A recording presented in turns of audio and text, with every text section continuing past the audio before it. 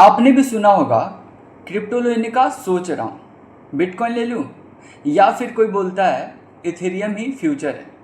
लेकिन एक सिंपल सवाल, क्या आपको पता है बिटकॉइन और इथेरियम में फ़र्क क्या है? अगर नहीं तो इस वीडियो के बाद आप एक इन्फॉर्म्ड इन्वेस्टर बन जाओगे।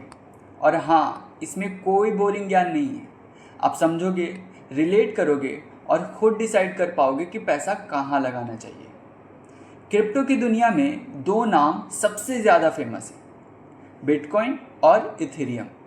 दोनों को लोग कॉइन बोलते हैं, लेकिन दोनों का काम, पर्पस और इम्पैक्ट सब अलग है। सोच के देखो, एक तरफ है डिजिटल गोल्ड, दूसरी तरफ एक डिजिटल कंप्यूटर जिसमें ऐप्स बन सकते हैं।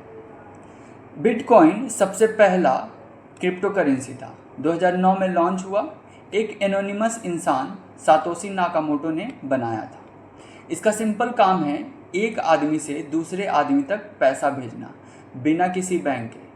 कोई स्मार्ट कॉन्ट्रैक्ट नहीं, कोई ऐप नहीं, सिर्फ एक सिक्योर और ट्रांसपेरेंट पेमेंट सिस्टम, जैसे डिजिटल गोल्ड। बिटकॉइन की सप्लाई भी लिमिटेड है, सिर्फ 21 मिलियन कॉइन्स। इसका मतलब जितना डिमांड बढ़ेगा उतना प्राइस ऊपर जाने के चांसेस होने लगते हैं।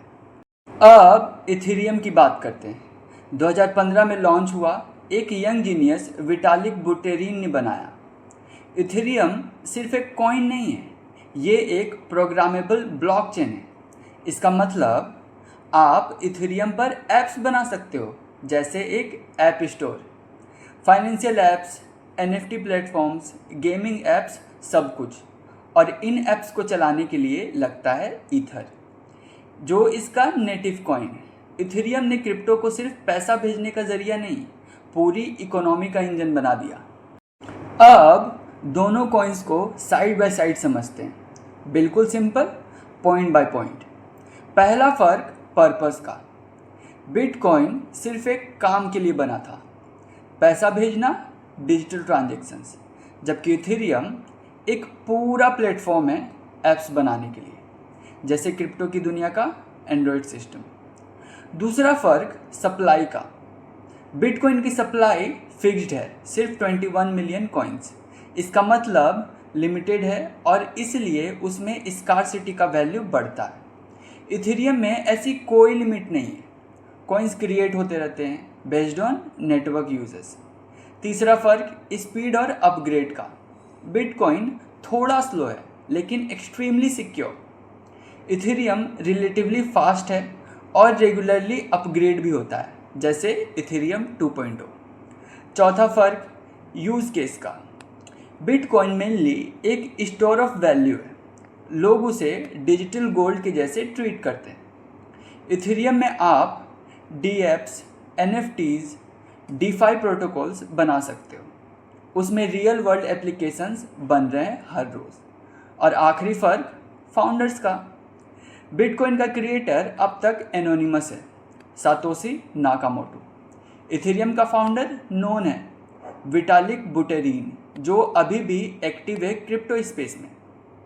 सोच के देखो, बिटकॉइन एक लॉकर है जहां आप पैसा सेफ रखते हो, और इथेरियम एक फैक्ट्री है जहां आप पैसा से नए नए टूल्स बनाते हो। अब सवाल आता है, तो मैं किस में इन्वेस्ट करूं? सिंपल है, अगर आपको safe long term store of value चाहिए तो बिटकॉइन, और अगर आपको ग्रोथ, इनोवेशन और फ्यूचर टेक में भरोसा है तो इथेरियम। लेकिन सबसे स्मार्ट इन्वेस्टर क्या करता है? डाइवर्सिफाई, दोनों में थोड़ा थोड़ा। हर कॉइन का अपना रोल है, और आपका गोल क्लियर होगा तो इन्वेस्टमेंट भी क्लियर होगा। एक बार फिर से रिपीट करता हूँ, बिटकॉइन यानी डिजिटल गोल्ड, इथेरियम यानी डिजिटल इकोनॉमी। दोनों के बीच कोई कन्फ्यूज़न नहीं, बस क्लैरिटी चाहिए, और वो आपके पास है अब। अगर ये वीडियो ने आपका कन्फ्यूज़न क्लियर किया हो तो क्रिप्टो जर्नी का अगला कदम और भी इम्पोर्टेंट है। अगली वीडियो में हम बात करेंगे crypto wallets, hot versus cold और प्राइवेट की का सच। क्योंकि क्रिप्टो में पैसा लगाना एक बात है, उसे सेफ रखना, उसे समझना, वो गेम बदल देता है। नेक्स्ट एपिसोड ज़रूर देखना, और अगर आप नए हो तो पूरा प्लेलिस्ट फॉलो करो। ये क्रिप्टो सीरीज़ आपको बिगिनर से प्रो बना देगी।